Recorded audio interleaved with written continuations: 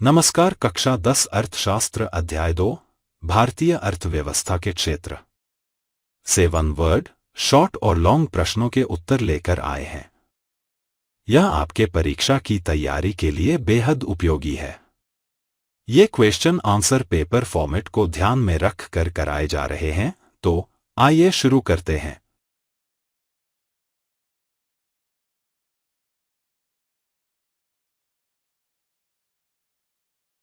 सबसे पहले करते हैं एक शब्द उत्तर वाले प्रश्न जो कि एग्जाम में 1 नंबर के आते हैं।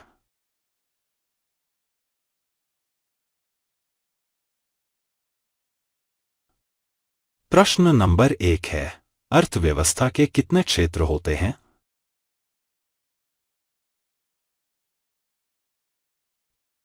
उत्तर 3।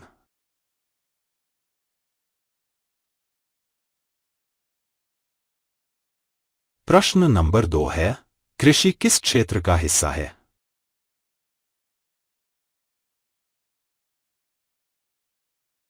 उत्तर प्राथमिक क्षेत्र। प्रश्न नंबर 3 है, निर्माण मैन्युफैक्चरिंग किस क्षेत्र में आता है? उत्तर द्वितीयक क्षेत्र। प्रश्न नंबर 4 है, बैंकिंग किस क्षेत्र में आता है? उत्तर तृतीयक क्षेत्र।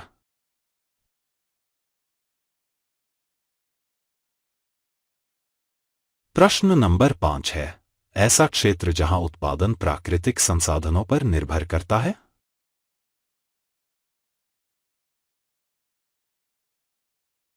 उत्तर प्राथमिक क्षेत्र।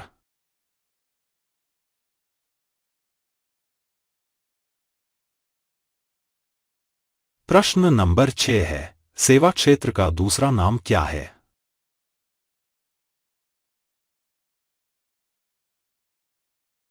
उत्तर तृतीयक क्षेत्र।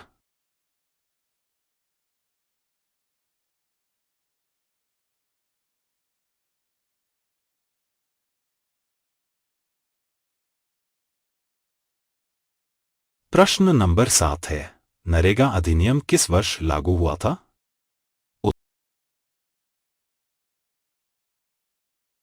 उत्तर 2005।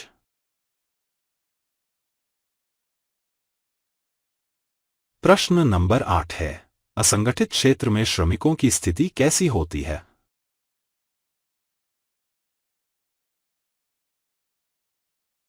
उत्तर असुरक्षित।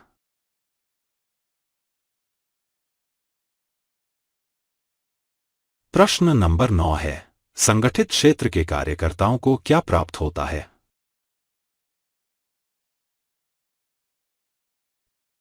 उत्तर निश्चित वेतन और सुविधाएं।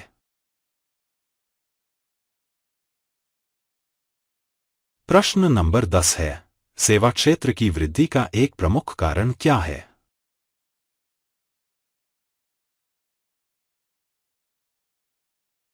उत्तर सूचना प्रौद्योगिकी का विकास।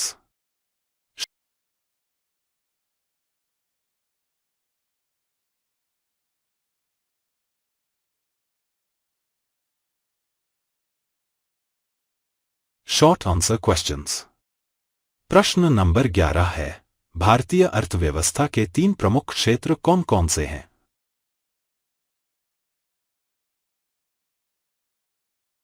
उत्तर 1 प्राथमिक क्षेत्र, कृषि, पशुपालन, मत्स्य पालन आदि।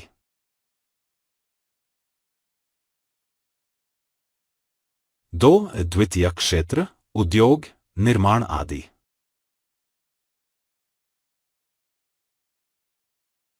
3 तृतीयक क्षेत्र, सेवा, बैंकिंग, परिवहन आदि।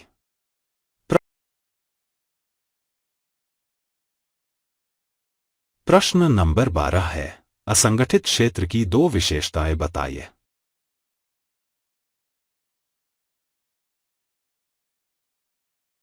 उत्तर 1 कार्य की सुरक्षा नहीं होती।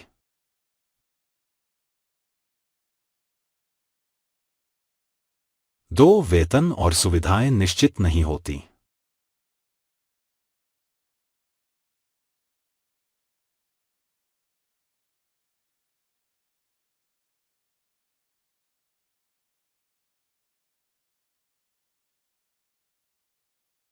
प्रश्न नंबर 13 है, नरेगा 2005 के दो प्रमुख उद्देश्य बताइए।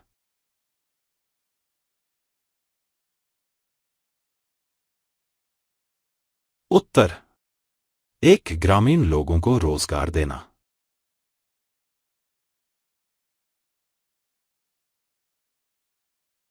दो, न्यूनतम 100 दिन का रोजगार सुनिश्चित करना।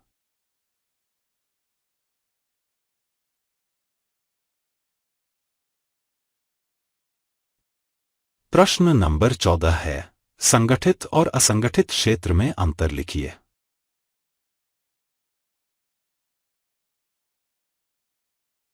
उत्तर, एक, संगठित, नियमित वेतन, छुट्टियां, भविष्य निधि।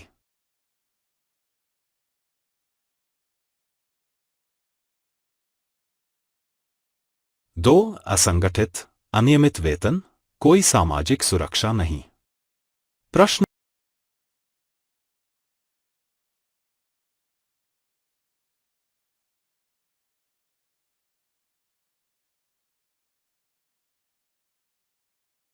प्रश्न नंबर 15 है, सेवा क्षेत्र का महत्व क्यों बढ़ रहा है।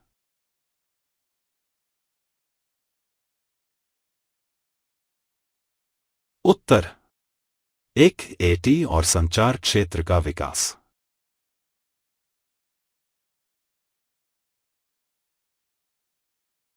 दो, शहरीकरण और जीवन शैली में बदलाव।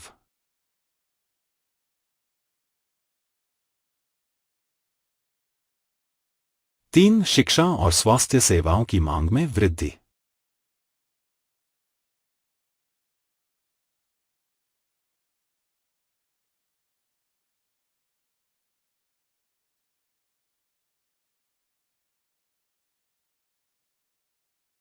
Long answer questions. प्रश्न नंबर 16 है, आर्थिक गतिविधियों के आधार पर क्षेत्र विभाजन क्यों किया जाता है। उत-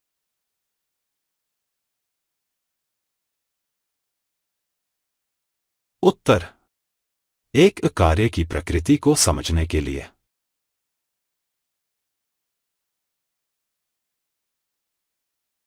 दो, योजनाओं और नीतियों के निर्माण में सहूलियत।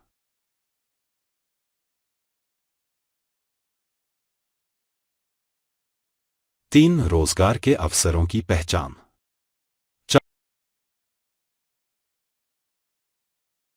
चार, संसाधनों का प्रभावी उपयोग।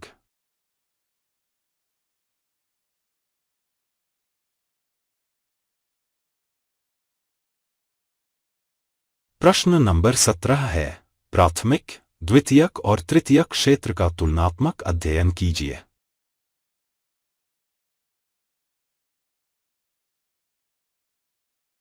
उत्तर, एक, प्राथमिक, खेती, मत्स्य पालन, प्रकृति पर निर्भर।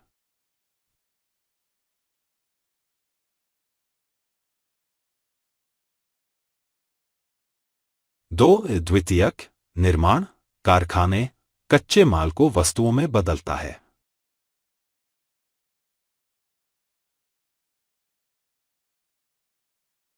तीन, तृतीयक, सेवा जैसे बैंक, शिक्षा, अन्य दोनों क्षेत्रों को समर्थन देता है।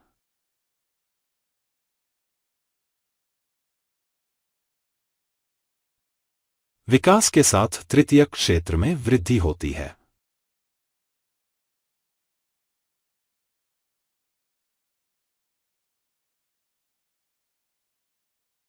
प्रश्न नंबर 18 है, संगठित और असंगठित क्षेत्र में श्रमिकों की स्थिति का वर्णन करें।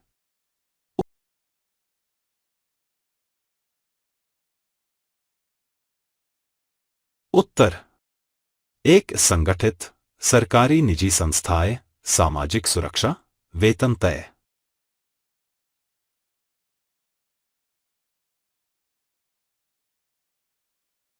दो, असंगठित, दैनिक मजदूरी, अनिश्चित रोजगार।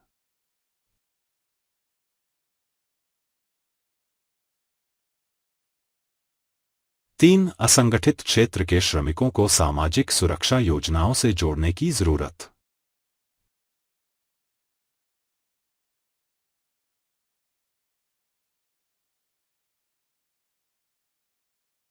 प्रश्न नंबर 19 है, ग्रामीण क्षेत्रों में रोजगार की स्थिति को सुधारने के उपाय बताइए।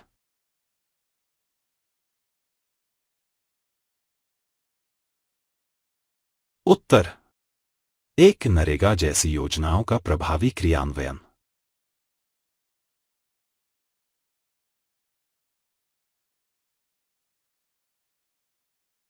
2. ग्रामीण उद्योगों को बढ़ावा।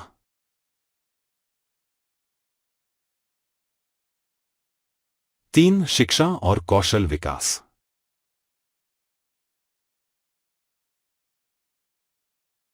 4. कृषि आधारित रोजगार के अवसर बढ़ाना।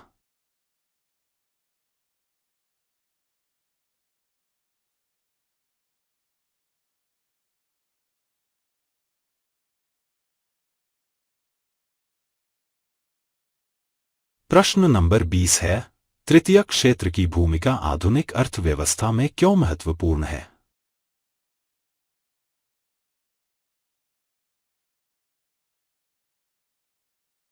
उत्तर: 1. अन्य 2 क्षेत्रों को सेवाएं देता है।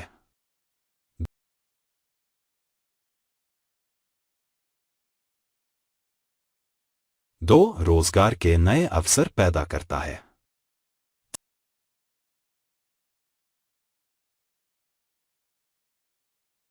3. वैश्विक व्यापार, संचार और बैंकिंग की रीढ़।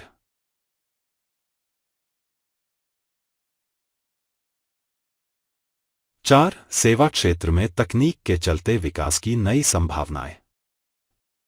यह था कक्षा 10 अर्थशास्त्र अध्याय 2, भारतीय अर्थव्यवस्था के क्षेत्र के महत्वपूर्ण प्रश्नों और उनके उत्तरों का विश्लेषण।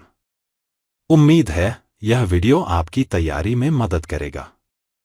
अगर वीडियो पसंद आया हो तो इसे लाइक करें, शेयर करें और चैनल को सब्सक्राइब करना न भूलें ताकि आपको ऐसे ही एजुकेशनल वीडियो मिलते रहें। धन्यवाद।